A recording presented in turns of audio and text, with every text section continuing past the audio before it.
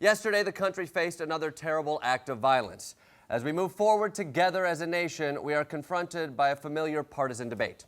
Not even 24 hours later, these heartless liberals deployed their most sinister, nefarious, despicable weapon: talking.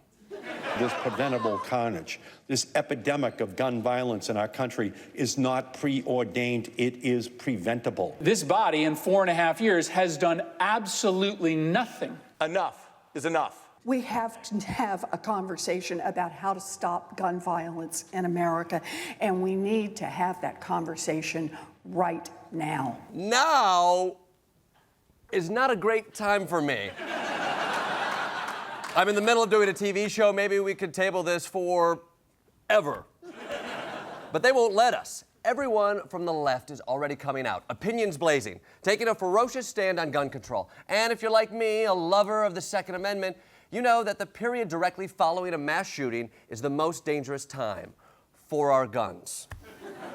There's only one thing for us brave, patriotic Americans to do: stand our ground, turn, and run away from this debate.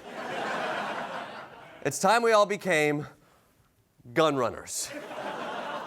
Because the best way to win an argument is to run and never have it in the first place. It's right here in the playbook. This is your how-to guide for how to avoid the gun debate in times of crisis. Now, don't tell your snowflake friends about this beauty. This is a sacred text that stretches back hundreds of years to the 1970s. When the NRA began shifting the gun debate from a hunting issue to a self-defense issue. And thanks to brave gun defenders like Rush and Hannity and that one cousin that you never visit, we have been adding tactics to it ever since. Basically, this manual has perfected how to shut down any gun control talk, the same way we perfected other American traditions like fireworks and tube meets.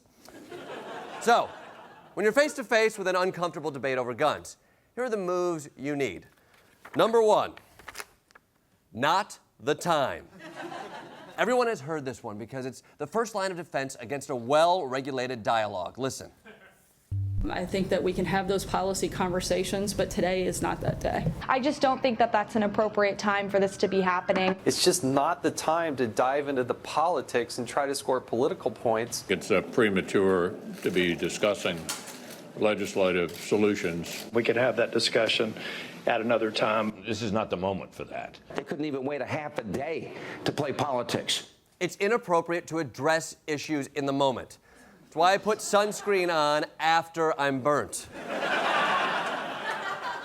How else am I supposed to know where I needed it?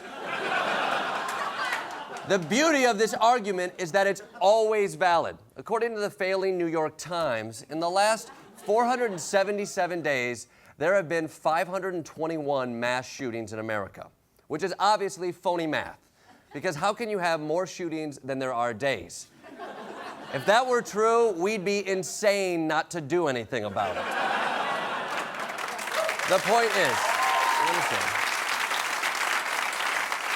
is, pretty much every day in America is not the time to talk about gun control. And if someone tries to make it the time, just cut to commercial like this pro. You know, you're not in favor of having people who have weapons, and that's, after all, how the country started. We're a long way away from that Second Amendment, in which we said that a well-regulated militia is important to our country. Thank you to our entire I think panel. that we have to step up. We're up against a hard break. Apologies, Tom broke out. Sorry, they're wrapping me hard because we got a hard break coming up. But listen, this debate will not end now. Perfectly played. Perfectly played, Megan. I don't think you can only cut to commercial if you're on TV. I end a lot of arguments at home that exact same way. Tactic number 2, pivot. See, it's easy to get caught up in the horrific nature of gun violence. But with momentous cases coming up for the Supreme Court, we need to think about the balance of power in our judicial system. See what I did there? I pivoted. And I pivoted hard. Where did I get this technique? I learned it from the best, Jay Waters. People helped strangers to safety, and law enforcement was running towards the bullets. So all those kneelers in the NFL out there, they need to recognize when they're kneeling during the anthem, they're kneeling And we're supposed to be honoring law enforcement that's trying to save lives, not take lives. Covering up real human emotion with talk of football? Who is this guy, my dad?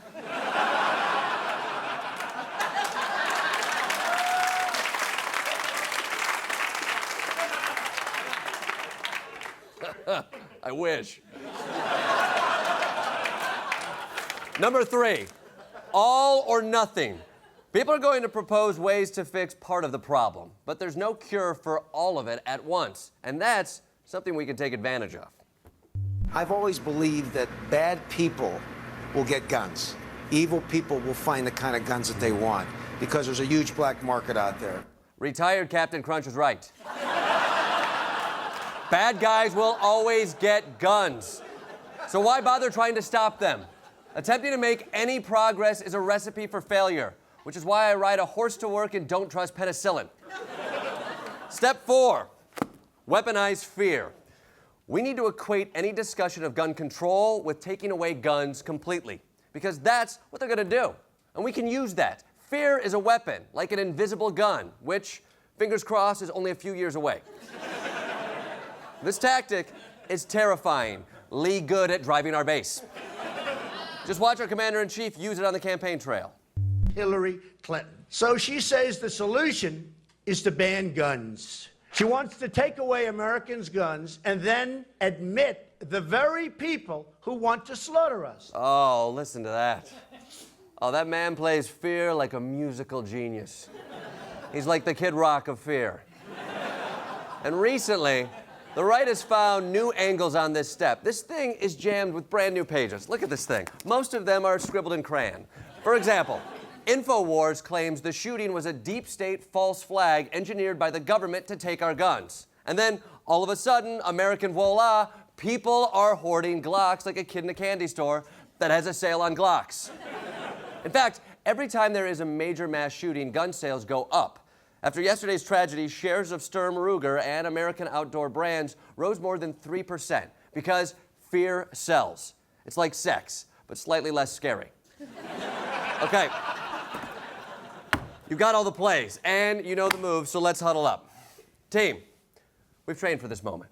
The next time someone comes up to you on the street and tries to start a meaningful discussion that moves this country forward, don't let them. Together, we cannot talk about gun control. Let's hear it. Closed eyes, scared hearts, can't lose. Ooh, music to my ears.